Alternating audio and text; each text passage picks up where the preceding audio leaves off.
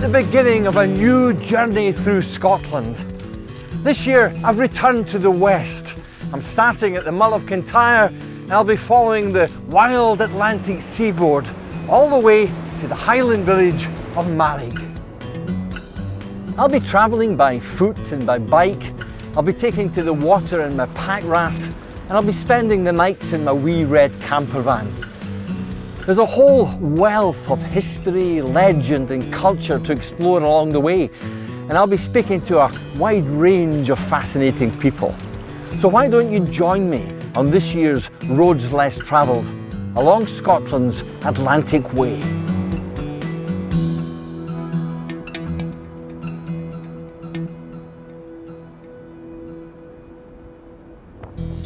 And I'm on a mission. I'd hoped to get some top tips from expert mountain biker Lauren McCallum. But then again, perhaps not. Oh, that's so funny. I'm having to rethink everything I know about music. Was this the rock and roll of our ancestors?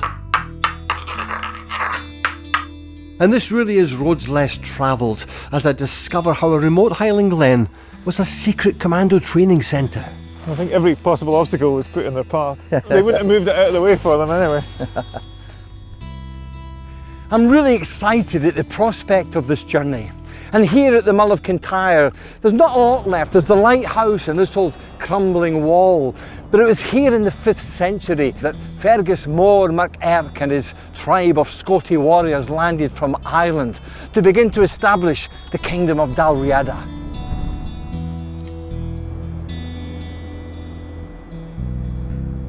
What a fantastic spot! On a clear day like this, you can easily pick out the coast of County Antrim. And it's only about 12 miles across the sea. It makes me feel as though I'm on the very edge of Scotland. Indeed, I suspect that I'm actually probably closer to Belfast than I am to Glasgow. Well, my first stop just along the coast here, I think really emphasises this proximity and connection with Ireland.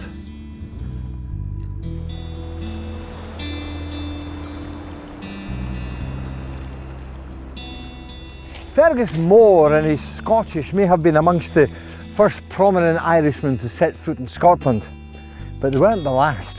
Let me show you something.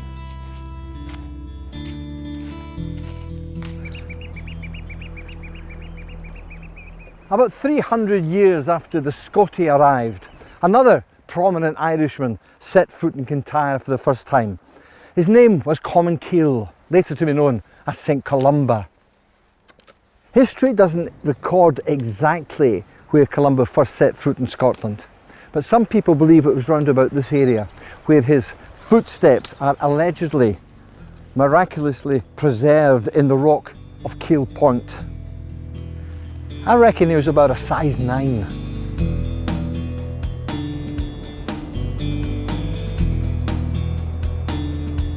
I've dropped down to this little graveyard that lies just below Columba's footprints, and there's a fascinating story attached to this place, although I've no way of knowing whether it's true or not.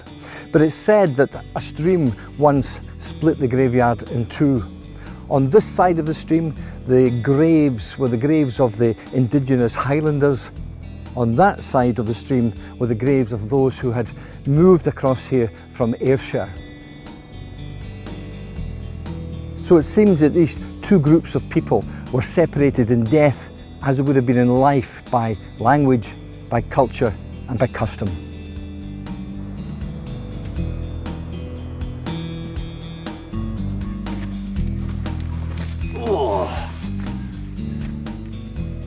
I've been told that there's a very, very old grave in here. Found it. Possibly the grave of a warrior. Medieval, perhaps. The grave of a knight. But certainly it is the shape of a soldier with his shield and possibly a sword. It's very old. And what a journey I've got ahead of me. First up this long finger of land, then around the coastal road of Knapdale, before reaching that feat of engineering, the Crinan Canal. Later I'll be exploring two great glens, Awe and Orchy, which lead to the wild Ranachmoor and the hills above Kinlochleven. I'll be travelling up the quiet west side of Loch Linnhe before following the sun to my ultimate destination at Malig. That's a total distance of around 200 miles, but hey, who's counting? As ever, it's the secret places I'll discover en route that make this such a wonderful journey along Scotland's roads less travelled. All that's to come, but right now I'm exploring the Largyban Nature Reserve, one of the many hidden jewels around here. And there's one person everyone has told me I must meet. Angus Martin's knowledge of Kintyre is unsurpassed. His roots go deep into the soil and connect with the many people who once lived here. The whole coast was dotted with small farms. From Machrihannish in the north, right along this coast, round the Mull of Kintyre where the lighthouse is, there would be about 13, 14 including the lighthouse, occupied buildings. Now there's nothing. What would life have been like then? Because we're pretty remote here. They're remote, but I think most people then were still remote 300 years ago. I mean, there were wee farms all over the place. Towns were relatively small. A lot of people living in the hills. Tracks all over the place. Gaelic. Well, until probably a couple of hundred years ago, there would be virtually no English here. Angus Martin has never really strayed from here. Today he's a well-known poet, but what he writes is embedded in his own experience of this area. He's been a forester, a journalist, and was a local postie for many years, but he began his working life as a fisherman. I had a rather romantic view of the fishing when I went to it, but I discovered with the long nights, the weather, that maybe I wasn't just as cut out for it as I imagined I would be. Anyway, I stuck it on and off for a few years more, and then eventually I became a vegetarian and I found it difficult to kill fish naturally. Very often the flatfish are alive when they come up, so I was throwing them overboard to give them their chance, and I would see the skipper looking occasionally at me and throwing away the profit. So that was the end of it. And then, of course, you're a postman for 30 odd years. Aye, it suited me because there's almost no mental or intellectual strain. It left my mental energy for me. You know, I could finish the job, just lock the van and go home, and then I could write. So when did you start writing poetry? I was a teenager. I got published quite early. I was about 16 when I was published in a Scottish poetry anthology. So what are your inspirations? Yeah, it used to be history mainly, and fishing as well. But increasingly it's just places like this. I'm very much a home bird, so mostly I'm inspired by places I know, places I feel comfortable in. Maybe a wee platform below a cliff, or top of a hill, or part of the seashore. Hard to express. I mean, I've tried to express it in poems, and whether I've succeeded, I've no idea. But I know I can go to places that my great-great-great-grandparents farmed in, where my grandfather's boat lay offshore at, and where his net store was, just places like that. You know, you feel connected to the past. And that connection to the past resonates through Angus's poetry. As we gazed out over the ocean, I asked him to choose one of them to share with us. This one is called Remote Glen Dwellers. Nowadays we know too much, with too much information, and we can't really cope with it. Whereas in a place like this, you know, a shepherd would be stuck for weeks maybe without an awful lot of contact, not getting newspapers, and certainly no television or social media, so Remote Glen Dwellers. In this monstrously tormented world, we know too much that puts our minds wrong, and besides, we cannot change it. Better perhaps the ignorance of remote glen dwellers in history, for whom the news was local, a trickling of small events, all comprehensible and sure, like the sun going down predictably, behind a hill that was always there, asleep in the bed of its name.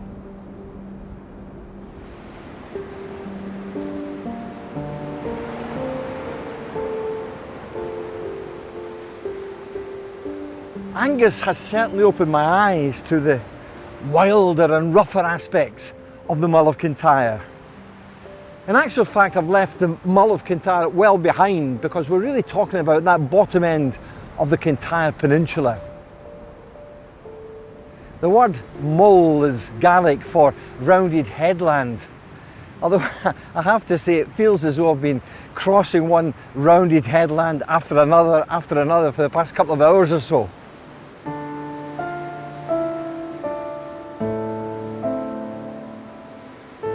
I'm getting pretty close now to what is most certainly the finest beach in Kintyre, the golden sands of Machrihanish. But before I go there, I want to spend a few moments enjoying this dramatic pounding surf of the wild Atlantic.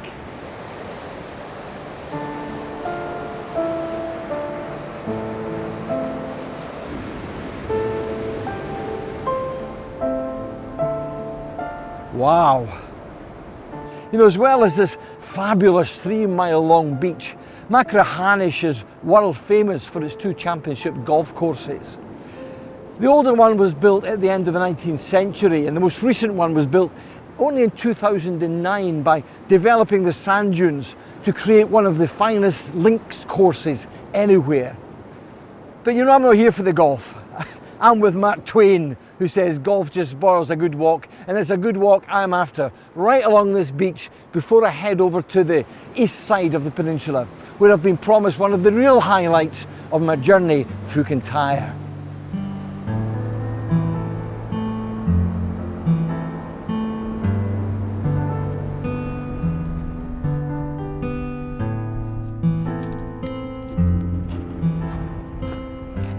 I've come over to the east coast near Campbelltown because today I want to try and achieve something that's been on my bucket list for a long time.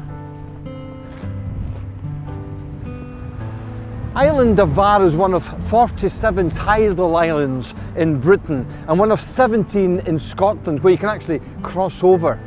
Now I've got a window of about 6 hours to get across, explore the island and come back again. And since I don't have any camping gear with me to spend the night out, I better keep an eye on the watch.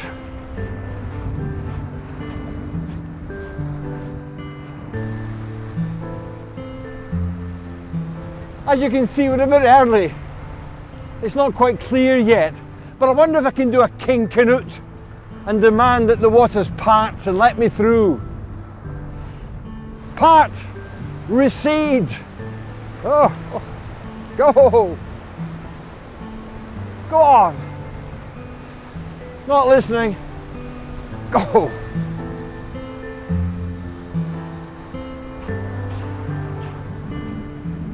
Think I can do it now.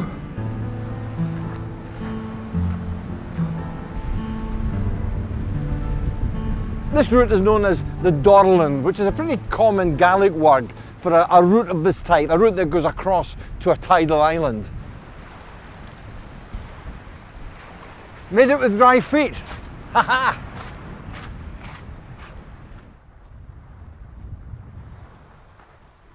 In 2001, the National Census recorded 2 people living on Island of Var. Today, there's nobody.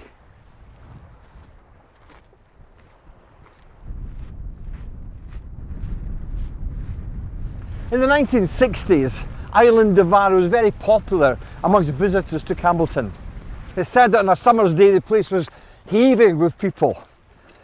And the Europeans had an idea to try and better relationships between postal domains. They would introduce a stamp, an Island of Var stamp, would you believe? Now the problem was, if you wanted your letter to go further than Campbelltown, you had to put on another stamp. So it's maybe not surprising that the whole scheme died out in the 1970s.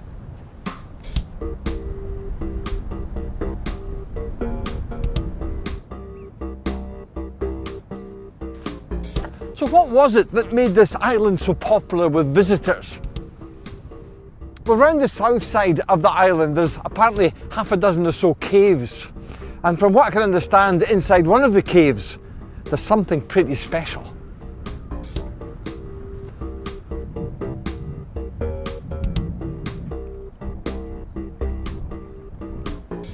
Well, I know what I'm looking for, but I'm not going to tell you until I find it. And strangely, it led to the person who produced this being banished from his community. No, I don't think it's this cave. I'm thinking of looking for a cave that's just a little bit bigger. Let's try the next one.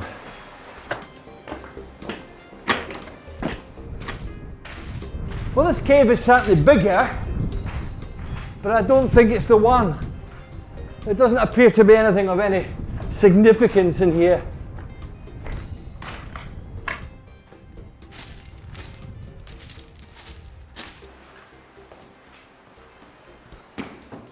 This one has promise. It's significantly larger than the rest.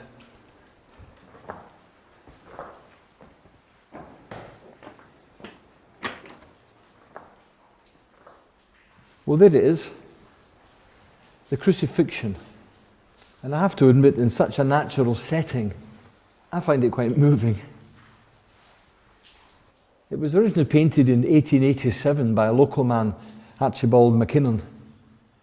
And he didn't tell anybody he'd painted it. So when it was later discovered, the local people thought it was some kind of divine manifestation. And when he eventually admitted that he had painted it, there was fury and he was banished. It's been repainted several times since, including a couple of times by McKinnon himself.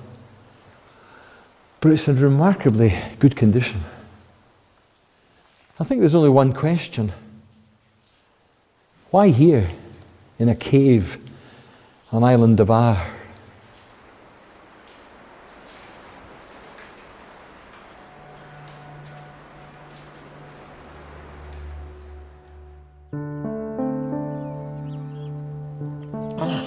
You've got me in the hop. Sorry, I'm just finished off my breakfast. And I'll tell you, it's a beautiful morning. The sun's breaking through the early morning mists.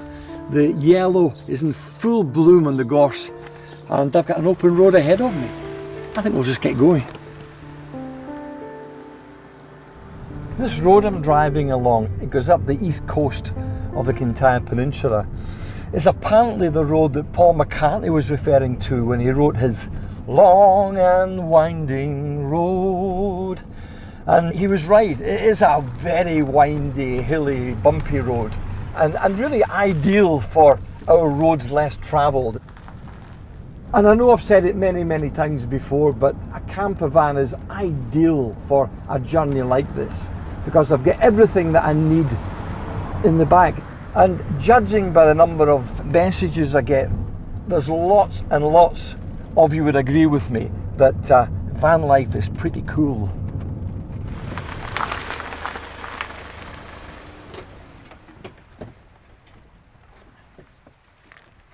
This is the little fishing village called Carradale. And I first came here when I was 13 years of age as a Sea Scout because we had our summer camps here. And I've come back today to try and find out a little bit more about someone who's probably Carradale's most famous inhabitant. Her name was Naomi Mitchison. And what a rich and varied life she led. Today she's remembered not just as a remarkable author, but also as a political activist and a towering figure of Scottish culture. And when Naomi Mitchison wanted her life recorded, she turned to fellow author Jenny Calder. She's one of the greats of 20th century Scottish literature in terms of her range, her commitment, the kinds of things that she covers, her reflection of contemporary life. She's quite unrivaled. Naomi Mitchison was known for writing, everything from fiction through to social comment. What were your favourite works? If I had to choose one, I would say what I think is without doubt her best book, The Corn King and Spring Queen, which is just a tour de force. And it was a bestseller when it first came out. Now, she wrote a book, I believe, in 1935 called We Have Been Warned. Yes. That was eventually censored. What was all that about? Well, it was a piece of contemporary political fiction with some quite graphic accounts of sexual encounters. And her publishers got very uptight about that and did ask her to make some changes. It might seem strange that someone who was brought up in London and went to Oxford University should buy the big house in Carradale, but she moved here just before the Second World War and lived in the village for over 60 years. And from the moment she arrived, she was determined to make a difference. One of the things she enjoyed doing was inviting influential people from London, saying, come and stay, but not telling them how to get here, because she wanted to make a point about the problems of living in a remote area. Bearing that in mind, that she obviously had these concerns, did she get involved in the local community when she moved here? Oh, absolutely. She was determined not to be a conventional laird. She was involved more or less from day one, and particularly in the fishing. She went out with the fishermen. I mean, this was pretty weird for Carradale, that A, a woman, and B, a privileged upper class woman from somewhere else should get involved in what was their lifeline. I've lived in a Highland community for 40 years, and I know that when somebody moves in, particularly somebody from a moneyed background, it doesn't always go down well locally. How was it with her? Well, there were a lot of problems. There was a lot of tension because she took over the house and didn't behave in the way that everybody expected the lady of the big house to behave. She had an open house, more or less. I mean, she invited a whole community were free to roam around the grounds, free to take salmon out of the river, against all the conventional norms of the laird. Carradale folk found this very hard to come to terms with, to understand. They weren't comfortable with it, and there were some who objected quite strongly. If you read her wartime diary, you can see sort of in detail all these tensions and conflicts and difficulties and arguments, because she not only wanted to involve herself in Carradale life, she wanted to make it better. And she was sure that she knew the right thing to do, and that didn't always go down very well. What was her legacy in this part of Scotland, in Carradale and this part of Argyll? After the war, she got very involved in local politics. She became a local Argyll councillor. And then she went on to become a member of the Highland Panel. She had very strong views. Needless to say, she didn't get on terribly well with other members of the panel whom she felt were too stick in the mud and conventional and mostly men. and all men, yeah, except for her.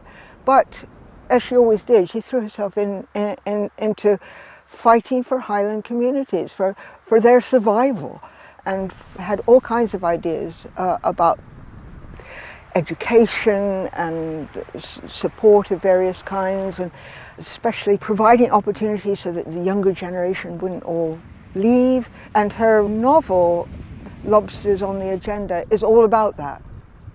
Could she be described as one of the giants of Scottish rural life?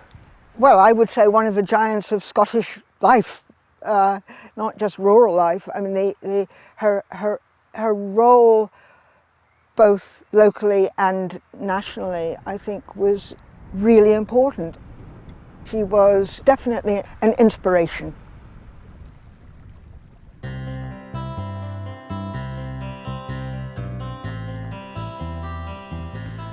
I've come a few miles north to West Loch Tarbert, and I've got a confession to make. My trusted touring bike that I usually use has had a wee bit of a tantrum, and as a result has to spend a few days in the bike shop. So I managed to change it for this lightweight road bike. But since I'm no Chris Froome or Bradley Wiggins, I'd ask you to bear with me. Before I leave Kintyre behind, there's a wee story I want to share with you. 600 years after Fergus Mór mac Airk founded the Kingdom of Dalriada, the Norwegian king Magnus Olafsson laid claim to all the Scottish islands. Now, the Scottish king at the time was facing a lot of internal rivalries for his throne, so almost as a throwaway, he said to Olafsson, "You can have those lands that you can sail around." But Olafsson wanted Kintyre, and Kintyre is not an island, it's a peninsula. Think about that for a moment. King Olafsson decided to have his war galley dragged across the narrow isthmus between West Loch Tarbert and East Loch Tarbert. And to comply fully with the King of Scotland's stipulations, he actually rowed inside the galley while his warriors did all the hard work. So technically, he sailed right round the peninsula of Kintyre. And not only did he win the islands of Arran and Bute and the rest, but he got Kintyre too.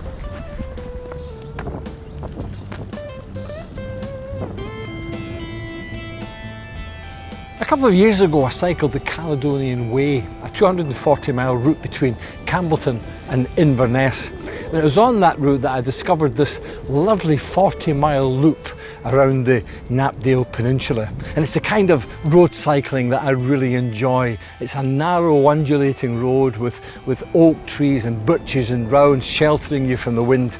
And just down at your side, the shimmering sea loch. Scotland at its best. You can keep your Tour de France. Woo!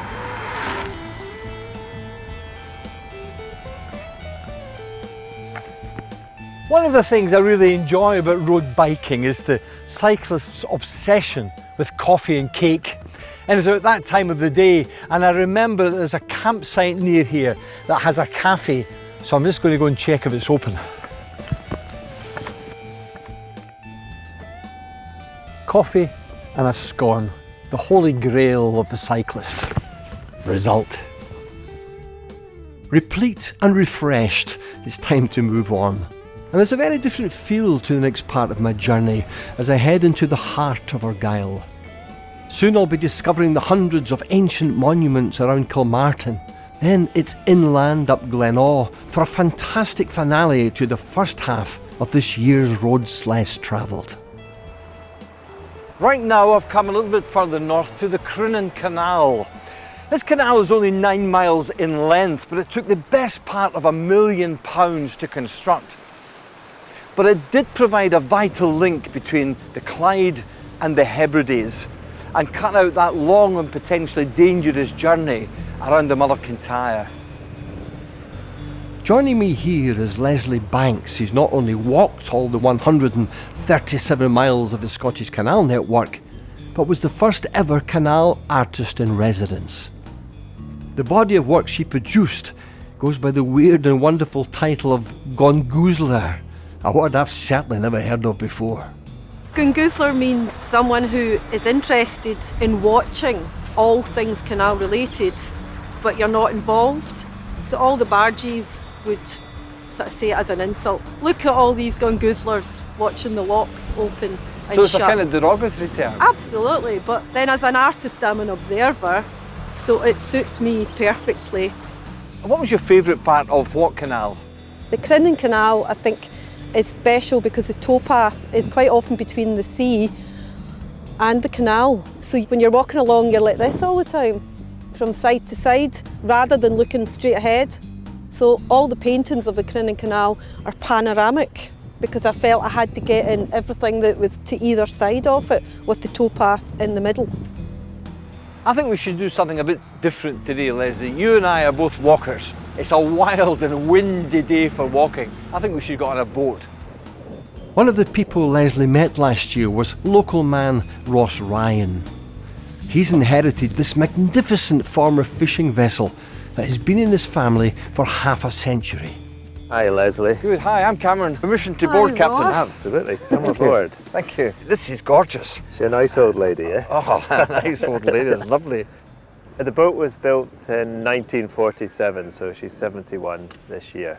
She was a herring ring netter, so she used to fish out of Tarbert Loch Fyne only for about 7 years, and then a chap bought her and converted her into a kind of leisure boat. Not much has changed since the boat was built. There you go, first time. Okay, take it away, sir.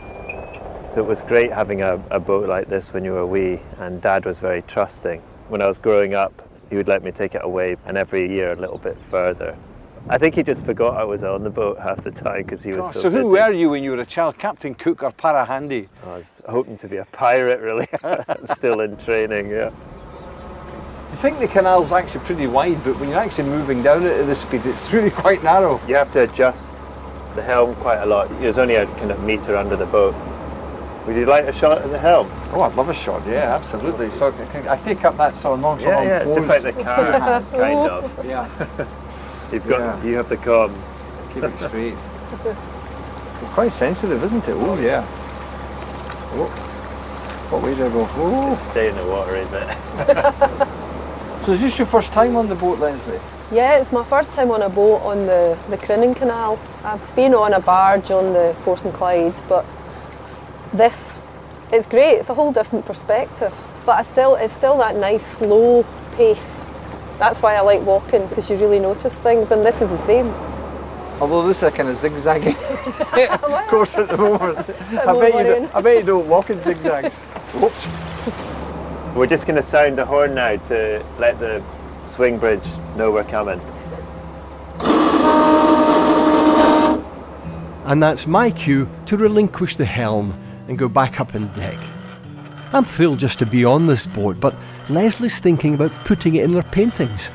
I think it'd be nice to incorporate the structure of the boat and looking through the window to the canal and the landscape at either side. I do compose paintings in my head and remember all the colours, so although the work may look very realistic at the end, some of it is imagination and heightened colour and just that whole slow looking thing. Oh, look at that. Ha! Gypsy caravan. An artist lives there. That's terrific. I love the fact that bits of it here are very, very open, and you can see the weather coming in and you can see dusk and dawn. You feel as if the sky is really big and it's just so beautiful. We're now nearing the end of the short journey down the Crinan Canal. But before we enter the open water of Loch Crinan, we'll need to navigate a series of locks. You have to be patient, and sometimes you'd be in a queue to get through the loch as well, but I guess that's part of the fun, isn't it? Oh, here we go. So that's us going into Loch Crinan now, so where the canal meets the sea. There's a whole different viewpoint, isn't it, from here? And look at the colour of that water. You can see a bit of green there. It's nice. And quite exciting, isn't it, to be heading out? So where is it to be? Tobermory, Barra, Yeah, let's just keep going. Eriskay. We don't really know where we're headed. Whereas on the canal, you can't really get lost. See, should maybe be my next project. Leave the canals and go on the open sea. It's been absolutely wonderful getting the experience out in the open water, but I think the weather is about to defeat us. So before the really bad weather comes in, there's something very important we still have to do to complete the Crinan experience. Here we are. Let's I'm a get pie and stuck. chips man, so you need to tell me what we've got here. Well, this is a Crinan pie and chips. Roughing it again. This is the bounty of the sea, and really what could be better?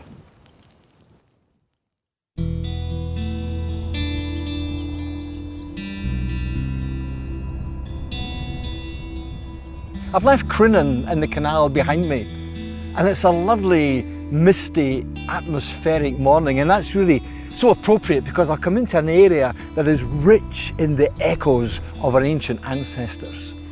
It's not a big area and it's seldom visited, but there are apparently over 800 ancient monuments here, 150 of which are prehistoric. But hey, who's counting? Suffice to say that the area is littered with ancient artifacts.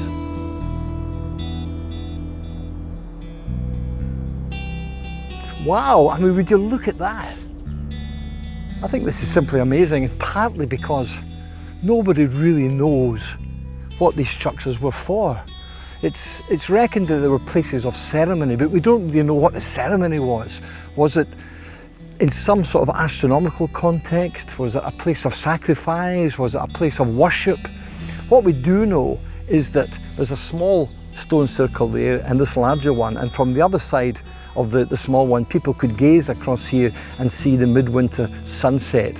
And from this side, they could gaze across the small circle and see the midwinter moon rise. So there possibly was some desire to connect with the heavens.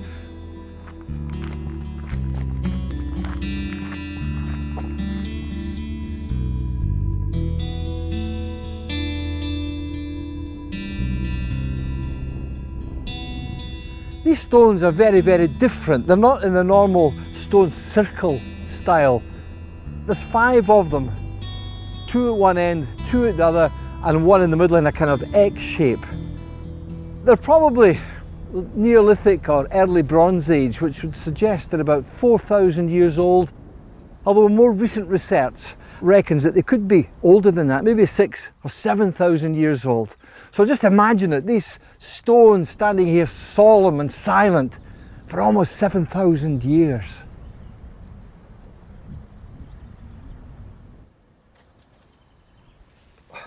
Well, I know what this is.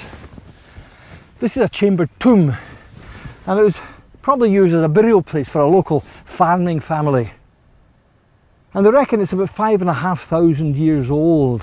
And I'm really quite intrigued by this because I've seen very similar chamber tombs in Orkney, which would suggest that burial places like this were commonplace throughout the country.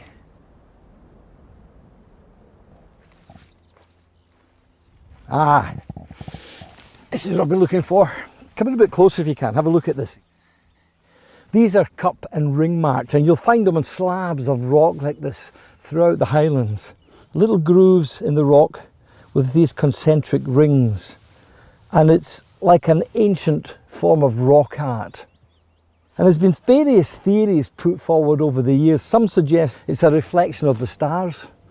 Others that the cups are containers for the blood of sacrificed victims.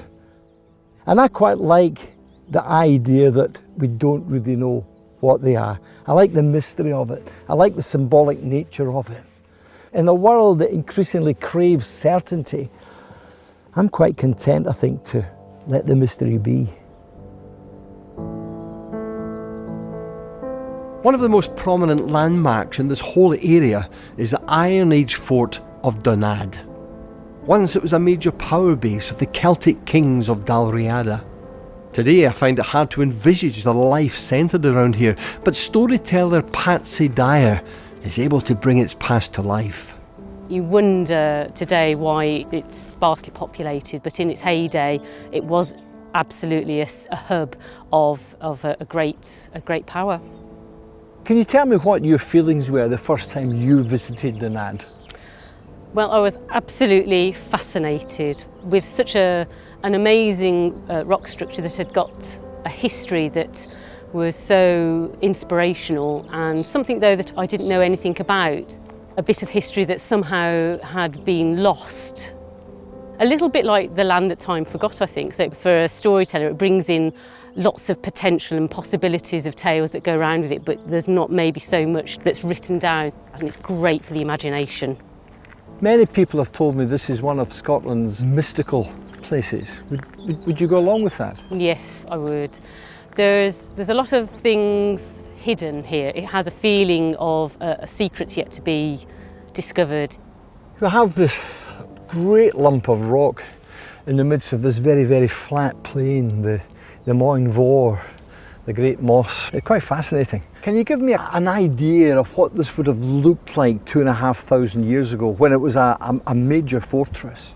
It would be walled greatly to keep out any invasions. The king himself would have had a really ornate building, probably a great big meeting area where people who travelled great distances, they could have even come as far as Greece or France, where there was a great room for celebrations and feasting. History is hidden in things, and you can grasp a story, and then the more you look into it, it opens out and there is more to it, and every little bit of information is like a tendril, and it connects to other things until eventually you do end up with a whole story. Do you have a story that's relevant to Donad? There's a good story based between Donad and where the Crinan Canal is. It is how a young lad was caught in the mist in the Moyne Vore, and he stumbled on one of the cairns, and inside there was a light glimmering. When he went down, there was a dragon sleeping on, no doubt, a great deal of treasure, and he was being chased, and he was chasing across the Moyne Vore till he got to his own fort, and then he didn't want to go to his fort and everyone to get killed by the flames, and just as he was in a clearing, a huge boar came out to protect him. happen, and the boar was blue and it had bristles all over it, gold bristles, and it charged at the dragon, and the dragon charged at the boar, and they had this great big fight. Eventually they crashed into this great stone that the young lad was hiding behind, and the stone was cleaved in two, and both the boar and the dragon died, but the clan used the boar's head as a signature of their clan from that day on. Wonderful.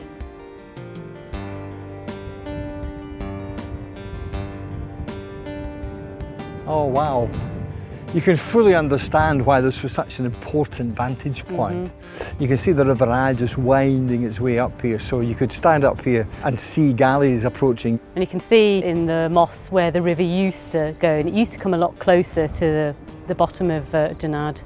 I think the sea has actually lowered itself over the years. But because the land around about is so flat, it just gives you this great advantage of seeing who is coming or what is coming from all around. Yeah, I think an attack would be quite difficult. Wow, this is lovely. Let's just sit here and enjoy the view. Oh, it's beautiful. In amongst all these lovely plants. Nowadays we tend to look at the colour and the shape and we'll leave it at that, but there's so much more to plant life, isn't there? There's a huge amount of stories that either it's based around the plant or the plant is an important part of it. Some of them tell a great deal of history, so I'm just having a quick look around here. And this little plant is known as pig nut. So early man would have dug all of those up, and there's a lovely nodule root on that. It would have been a good food plant. And then just up by you, there's the beautiful filigreed leaves, a bit like feathers, Achillea. So that's very important in Greek mythology, and also is a very big medicinal plant. Sorrel is a very delicious salad plant, although not recommended on huge quantities. So this is sorrel, is it? That's right, yes. And can I eat that?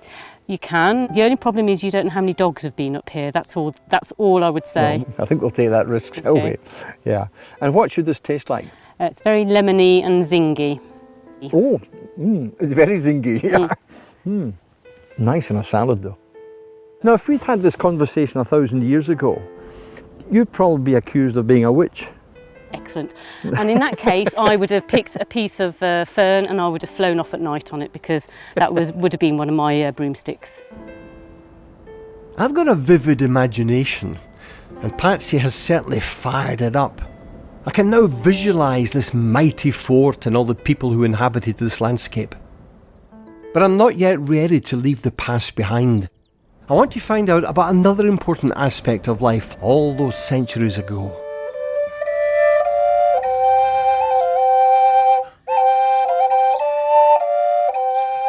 I'm about to do something that I don't do very often in these programmes. I'm going indoors. I'm at the excellent community-run Kilmartin Museum, and I'm going to meet a man inside who's taken a passion of mine to a completely different level.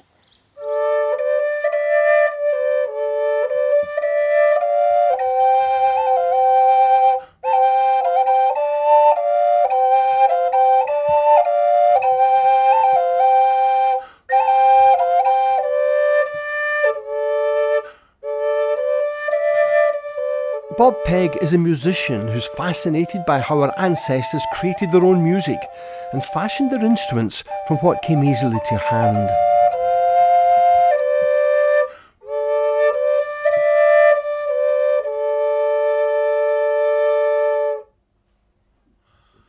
Bob, you brought along an amazing array of instruments, some of which I recognise and some I don't recognise as instruments. But I'm really interested in this kind of society that would have lived at Dunad in its heyday. And in many ways, they were quite an advanced culture. How important was music in a society like that? I think you could assume that there were songs and there was music for just about every activity. Instruments like this, which is... Now that's pretty basic. That's a bone flute. Wow. And these are certainly recorded from medieval times. What does that sound like? Well, it sounds... I'll give you a shot. Three holes to put your fingers on. So it's like a penny whistle. Okay. There's a bit of beeswax in here to make a block. And you blow down the end of it.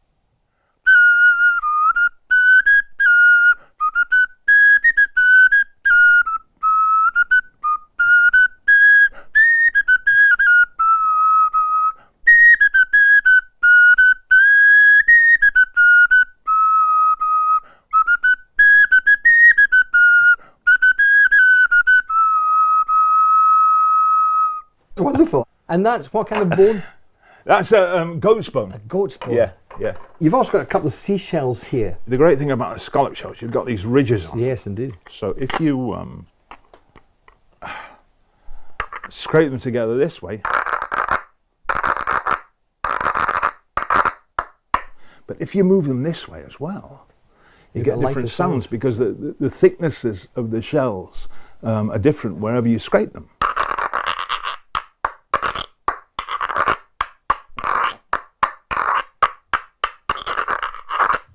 Wonderful. Now you brought this lovely drum. This is very like a bowran. Yeah, it is. It's exactly that's exactly what it is. All it is literally a wooden frame made from whatever is available. This one was probably steamed, and then an animal skin, and this is deer skin, stretched over it. This is actually from Canada. It's a First Nation drum, and the guy who made it left his name inside, Melvin W. Young Bear, 2006. And I mean, you can get a Melvin Young Bear. Melvin Young Bear. It's brilliant, isn't it? There is a wild boar in these woods, dill-em day, dill-em down. There is a wild boar in these woods, come on, Kay, cuddle down. There is a wild boar in these woods, he'll eat your flesh and drink your blood. Come, okay, cuddle down, kiddo, come to me. And you can put a modern song, that's a 20th century American folk song. Sure. You can imagine that people 4,000, 10,000 years ago are singing songs just like that, maybe before a hunt starts, you know, to get them, everybody psyched up. You know, that brings us on to the various whistles and flutes. The whole idea of a penny whistle is one of simplicity. This was made just a few years ago. I brought it along because it plays a beautiful tune, which is a seal calling tune. I'll play you the tune.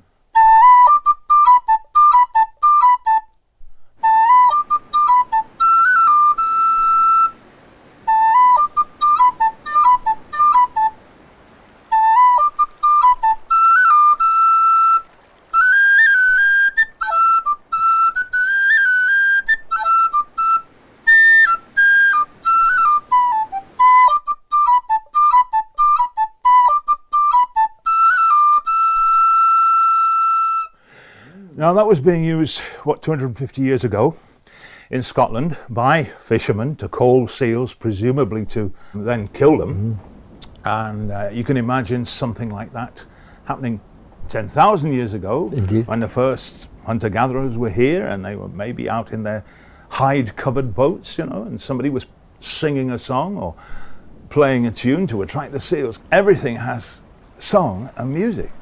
Bob, this has been absolutely fascinating. I wonder if there's anything here we could maybe get a wee tune from. I could play the ocarina, you know. You play.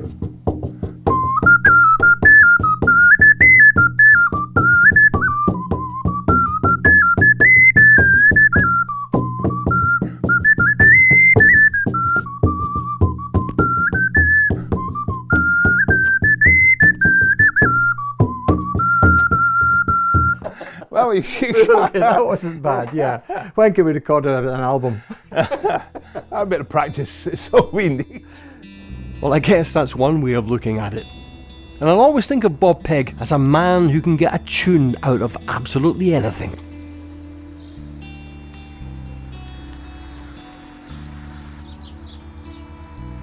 I've left the Kilmartin Glen behind me, and I'm now heading up a road that runs up the north side of Loch Awe. I remember the stretch of road from my Caledonian Way ride a couple of years ago, and I remember thinking at the time, this is almost perfect for cycling.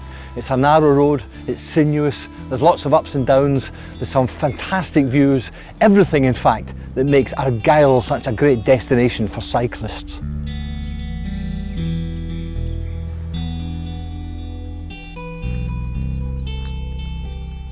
I thought I had left our ancient ancestors well behind, but from back along the road I could see this moraine tumbling down towards the lochside, and this prominent hill in the middle of it, and I'm pretty sure this is the Dún Taoiseach, which is the fort of the chiefs, which I think would suggest that at one time this was a pretty prominent settlement.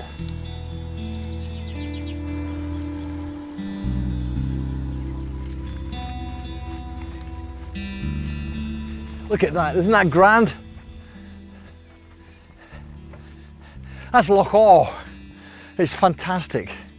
And you know, 2 years ago, almost to the day, an endurance athlete by the name of Adrian Rothschild swam the length of Loch Awe from end to end, all 25 miles of it. And he did it in a time of 14 hours, 10 minutes and 5 seconds. He had previously swam Loch Lomond in the English Channel, but he said this was the coldest long distance swim he'd ever had. And, oh, it makes me shiver just to think of it. And I know wild swimming's a kind of trendy thing to do these days, but I think I'll stick with the bike. But I couldn't have done this journey 10,000 years ago. Then this whole area was covered by a huge glacier. Can you imagine a decaying ice field littered with tumbled rock debris? An ice field wider than today's loch and 20 or 30 metres higher. What a sight that would have been. But right now, I'm thankful of the road that makes pedalling easy. I'm eating up the miles, one turn of the wheel after another. But it's not all downhill.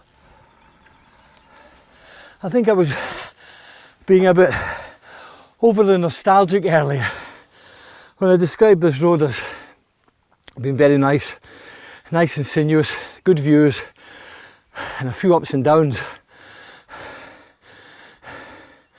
I've now realised that some of those ups are pretty big. It's funny how the memory can be so selective, as though it just erases all the bad bits.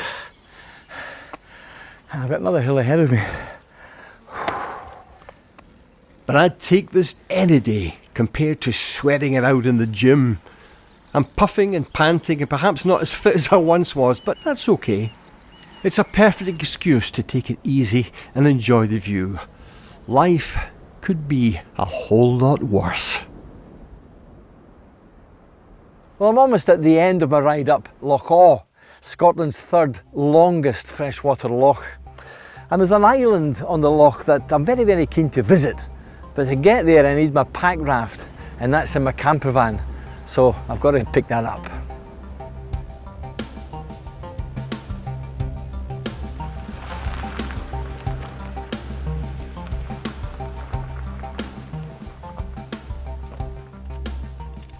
I've used my pack raft in some wonderful locations over the years.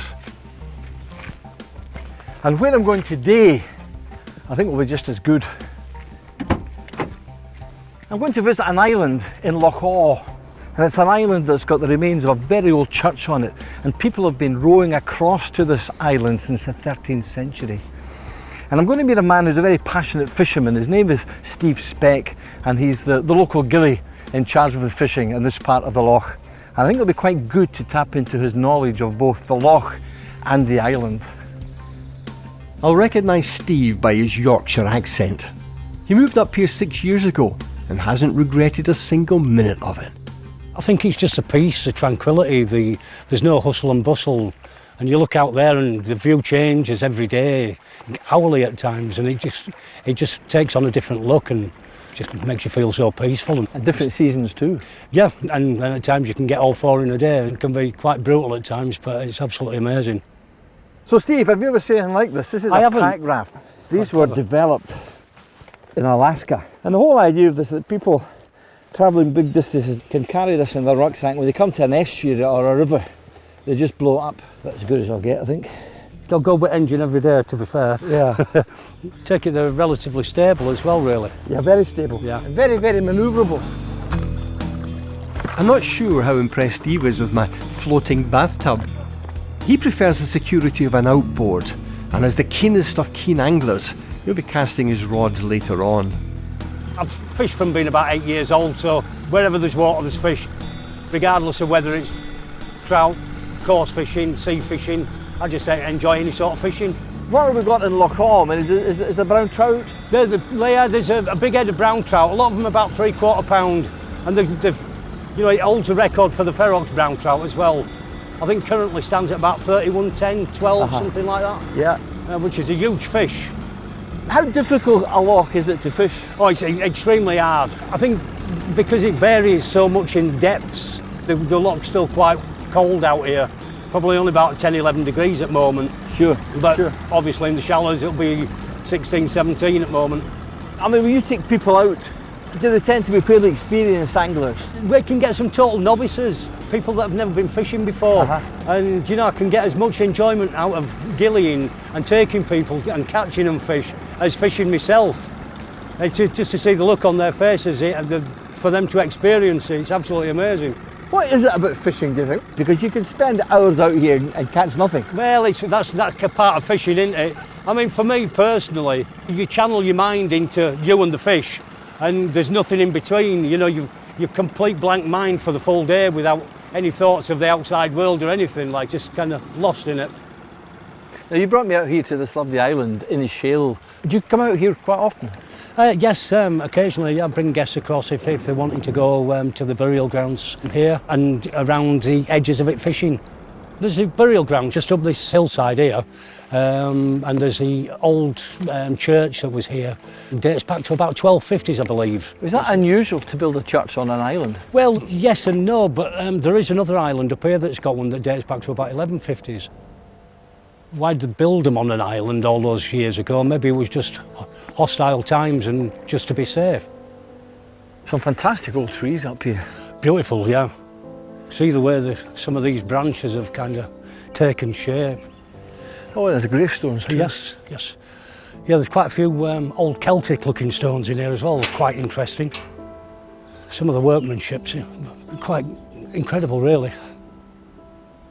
See, inside the old church area, there's like a Celtic-looking stone in there. You can see by the shape of it, the way they've made it into a point on the upright piece and the base of it. You can see the hole and it's just sat in there freestanding.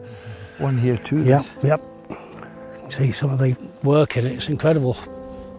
Whew, midges. The defenders of the graveyard.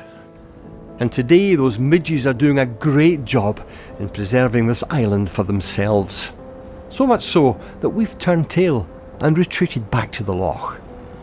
Well, listen, Steve, thank you very much for taking me out to your island.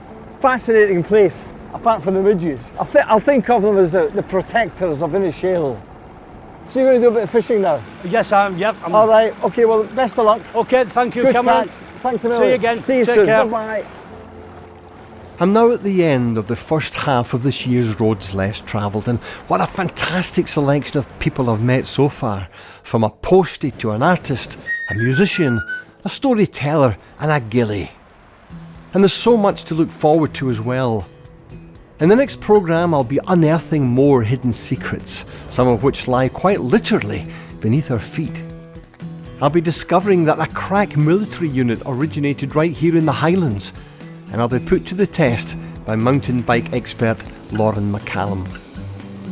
So please join me for the second part of my journey up Scotland's great Atlantic Way.